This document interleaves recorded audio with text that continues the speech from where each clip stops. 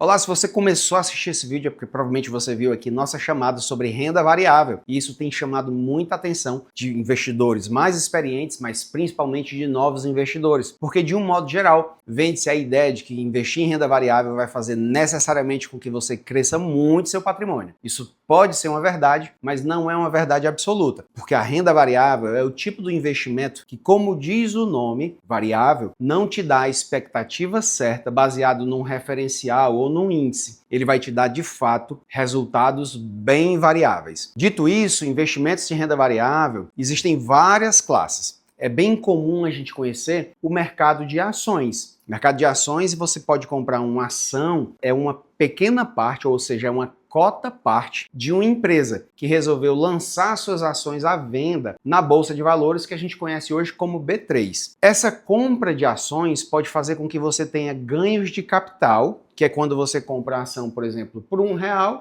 e essa ação valorizou para R$ 1,10, R$ 1,20 ou R$ 2, ou às vezes uma valorização muito exorbitante. Essa valorização nominal, a gente pode ter indícios no mercado de que ela vai acontecer. Esses indícios estão vinculados, por exemplo, ao mercado que essa empresa empreende, a expectativa de crescimento futuro, mas, como diz variável, isso não é uma certeza absoluta. Pode ser que o mercado indique essa compra, pode ser que seja uma empresa que esteja empreendendo num mercado muito promissor de tecnologia, de energia, mas isso não aconteça por outra variável de mercado que a gente não consegue prever. Então, primeira possibilidade de você ganhar no mercado de renda variável, quando estiver investindo em ações, é o ganho nominal. Mas essas empresas também, no decorrer do seu dia a dia, no seu ano fiscal, elas podem ter lucro ou elas podem ter juros sobre capital próprio, ou seja, ela vai ter um juro sobre o dinheiro dela que está ali investido. Todo esse ganho, seja ela de lucro operacional ou de juros sobre capital próprio, ela pode dividir proporcionalmente entre os acionistas e você vai receber uma proporção baseada na cota parte que você comprou. Ou seja, ela não vai dividir o lucro por igual para todos os investidores, ela vai dividir em cotas proporcionais. Então, se você investiu e comprou muitas cotas, você vai receber uma participação maior e menos cotas, menos participação. Mas existem outros investimentos de renda variável também bem famosos, como os fundos imobiliários, que vão funcionar parecido com as ações, mas eles